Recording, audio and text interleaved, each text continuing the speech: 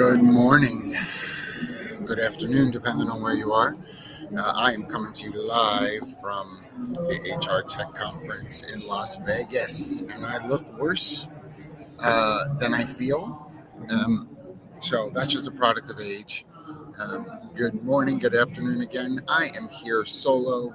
Jackie is enjoying the comforts of Waco, Texas. And so hopefully she will be back with us next week. I obviously am on the road here in Las Vegas. There's a bunch of noise. It's really hard to find a quiet corner. If you're like, gosh, he doesn't sound as clear as he normally does, that's not you. It's the truth. So there's multiple demos going on at the same time. You can hear this like din of speakered presentation going on. I mean, really, right where I'm sitting right now, I can see 4 different demos. Everybody's on a microphone, peddling their wares. But it's a good time. So if you've never been to the HR Technology Conference before, and I would dare say that many of you have not. And I say that because one of the things that has been very clear in terms of some of the observations here this year, very much so, it's apparent how much marketing is done to the enterprise level organization. This is a wonderland for those who have employee populations of 1,000 plus for sure, maybe even 5,000 plus, especially. And that's not the majority of organizations that employ Americans in the U.S. So that's something I think someone should figure out because everyone can't go after that same small population of people, and they're tripping over each other. And it's funny. I was at a couple of sessions, obviously over the past couple of days, really astute talent acquisition and talent management professionals that are here talking about technology and talking about its adoption within their organizations. And many of them pointed out the fact that they're feeling like they're walking up and down the rows of technology that's available. And it sort of feels repetitive. What's the differentiating factor, right? Everybody is sort of saying, for instance, our applicant tracking system uses agentic AI, and that's terrific, right? There's nothing wrong with it. But all of the applicant tracking systems are holding a banner up saying, we have agentic AI. That's really like vanilla at this point, right? Like that's table stakes. Why would I pick your ATS over anybody else's if you're all just holding up the same sign, right? That says we have agentic AI, and it's again that can be commentary, but I've heard it a couple of times from the sessions that are being hosted. Fascinating to hear practitioners who have been asked to come here and be on stage and share their perspectives to say things like, yeah, it's kind of all the same. And so we've got to figure out how to sort of cut through the noise. I think there's great opportunity there. I had the privilege of being on a panel yesterday with a few folks and talking about what should those in the startup world have as some of their perspectives. What's the way in which startups can cut through the noise? I have had the chance here, and gosh, the one thing I will say is if you ever do get to come to this, I cannot recommend enough going to the startup area. There are smaller booths, and honestly, most of them have little laptops, and they, that's their screen, right? They just flip up the laptop, and it's low tech, and I love that. And they're hungry, and they want to help solve a problem. And I will say, some of those on the startup end of things, what we were talking to them about yesterday was you're trying to mimic what you're seeing in the large group. So just like I said, the agentic AI sign comes up. They're trying to do the same thing. It's like, no. We get that you have agentic AI. Fine, terrific, lovely. Like, what difference does that make? What work process is it really affecting? What are the metrics around success in it? Like what's the time that's being saved or the budget that's being recovered? Those kinds of things in a very practical way. And the other thing is, it's okay to be narrow in your marketing messaging. If you're really good at, or you really want your product to target around manufacturing, if you wanted to target around medical, technology, hospitality, whatever it is, just own it. The more that you may try to be all things to all people, which ultimately can be fine, maybe at the beginning it's not so fine. You don't have the resources. Maybe take a slice of the like organizational pie and focus on one type of organization or a smaller type, right, of organization. Maybe you say, I am in the 50 to 5,000 employee space or 50 to 500 employee space. Just own it. And in the startup area, like so many smart people, so much creativity, so much desire to make an impact. We just like, I just love that. I think it's refreshing, to be quite honest with you. But for some of those areas as well of technology that's being covered there, this reinvention of the wheel is tough, because what we wind up finding is that without intending to do so, some individuals will come along with their tech product and say things like, this is how it's been done for years, and so it's time to do it differently. And they've never actually done the previous thing that they're speaking against, right? So they're talking about the way in which benefits administration used to be and what they're introducing today. And one of the things that comes up very quickly as they're talking to some of the practitioners that are here walking around that are representing organizations across the globe, they're like, well, when you are a benefits practitioner within an organization, give me some of that. What do you see that's different in what you're providing versus what was? Like, give me a workflow context.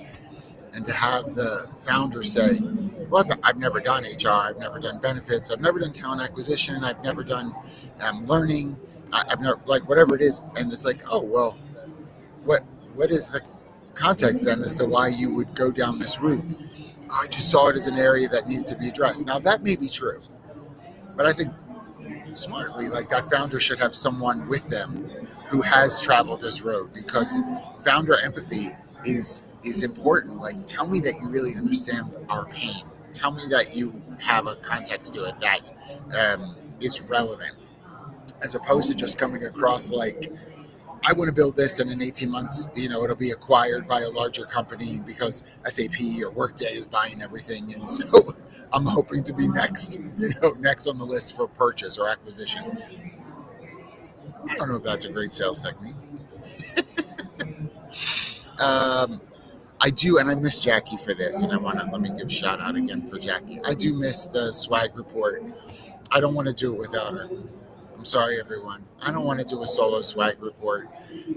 That's something we enjoy doing together, and so I didn't gather all the things. I could have, but I didn't, because that's what my buddy and I do. So we will do it at the next conference we're at together, which may be RecFest. So keep an eye out for that. But I will say, just generally speaking, there are a couple of companies that have done the one strap cross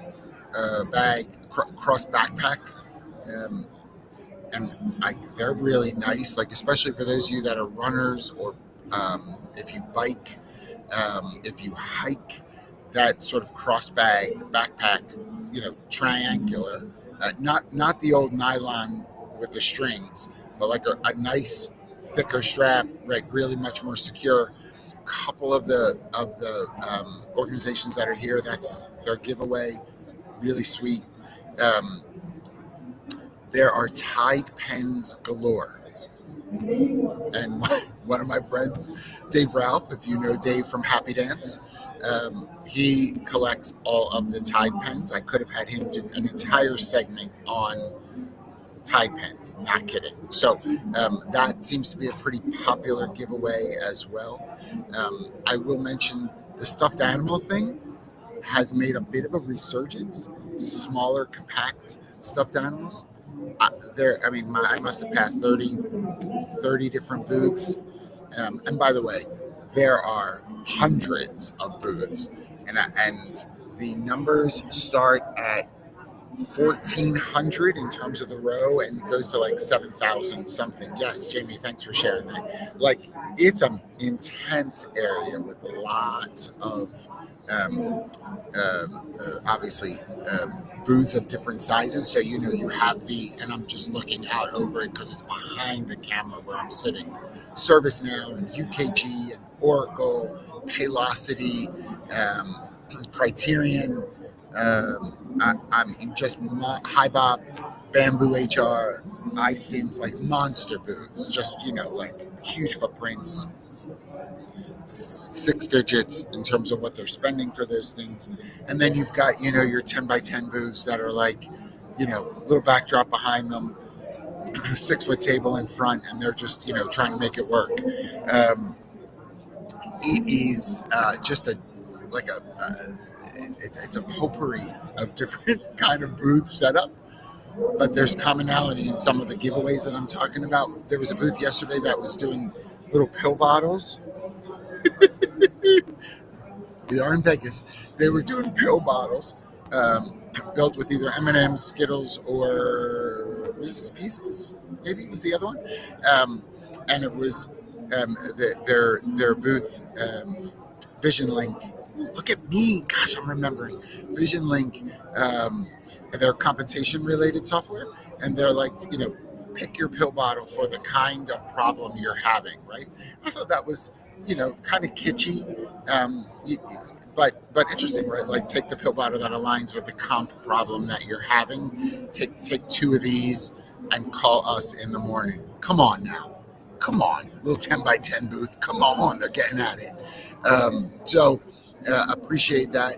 I will say the other thing that is always a win, and I've seen same thing with the stuffed animals, probably 30 booths that I've passed by, the journals, the notebooks.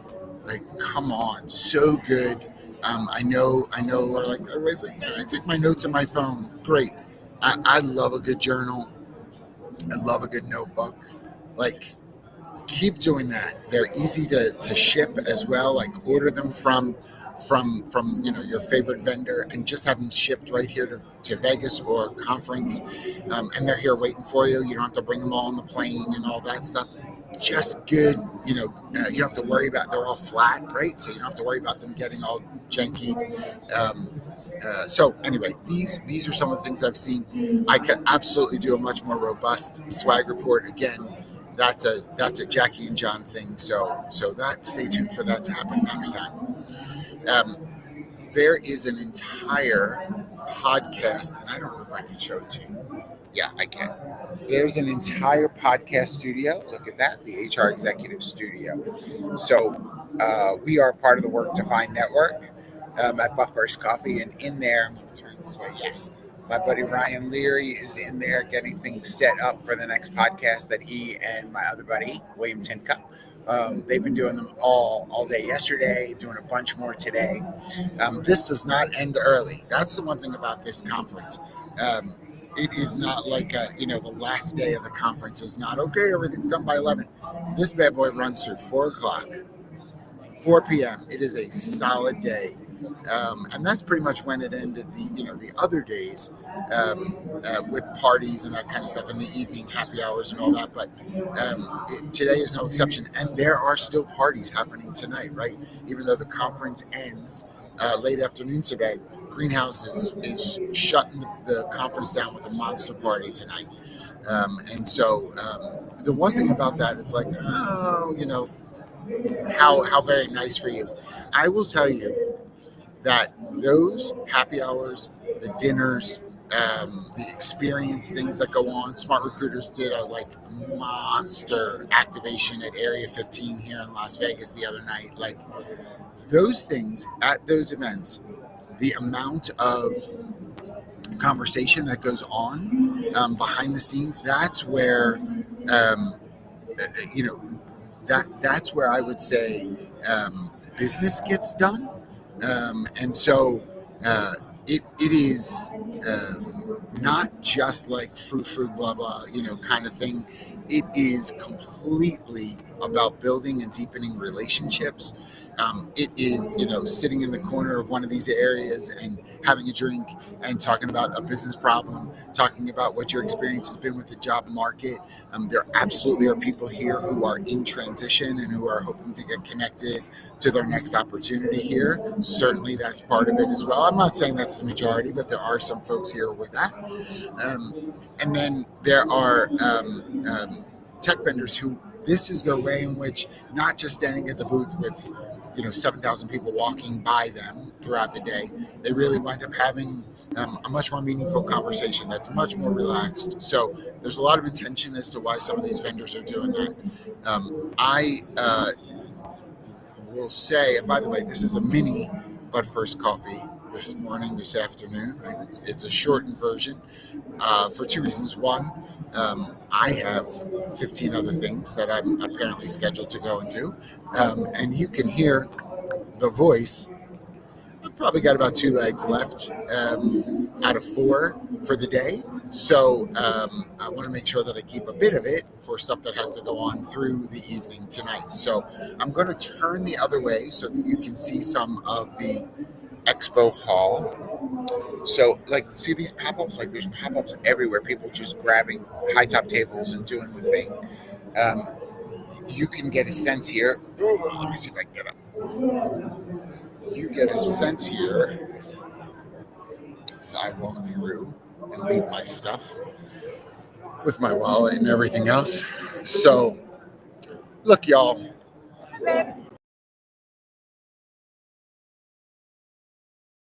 Hey, what's going on?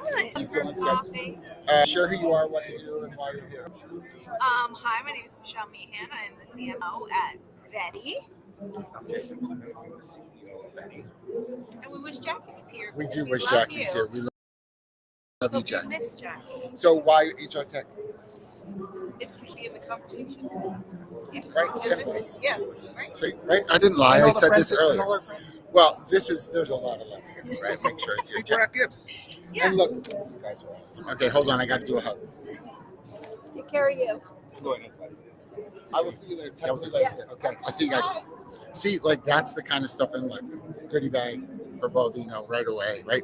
So the idea of this conference is absolutely relational. I know that still seems silly because it's technology based, but it is absolutely relational, right? So the idea of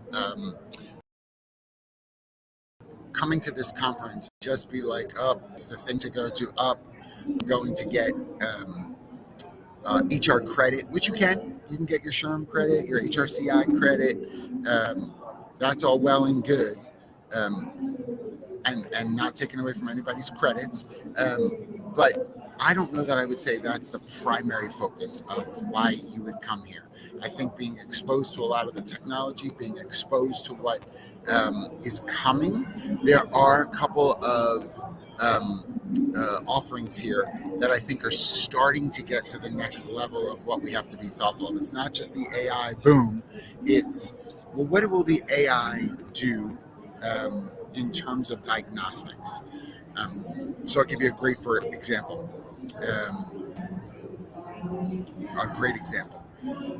Behavioral tracking. Can AI give me insight into? Can it give me insight into the way in which I'll use turnover as an example. What is turnover telling me? Well, it tells me this role has a lot more turnover than other roles within the organization. Terrific.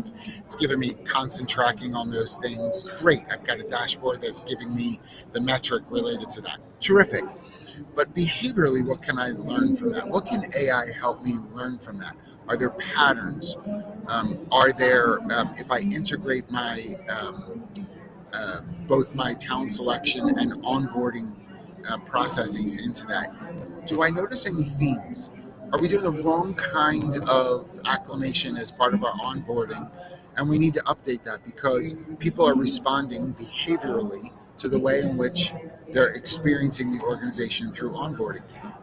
That, I think, that's the niche that we've got to get smarter in. And if you're a tech developer out there, if you're looking for the next thing, behavioral components, I think, are the way in which we have AI in support so that humans can continue to make better decisions, walk better in wisdom, when that all that information has sort of been culled through the AI agent. So, I would say that's something to be thoughtful of and what's coming. Oh my gosh, Steph is here. Um, uh, I didn't know. Good morning, Steph. I didn't know people still went to conferences solely for credits. I'm going to tell you, I agree with you. There's a few, though. There's a few. I heard one was yesterday asking where the code was, like where the numbers were for HRCI. I'm like, come on. You'll get it after the conference. It's coming. Anyway, mini but first coffee this morning. Thank you all for letting me be, kind of interrupt your day today. Jackie, we love you. Can't wait to see you. Fingers crossed for next week. Otherwise, thanks everybody. We will see you next week.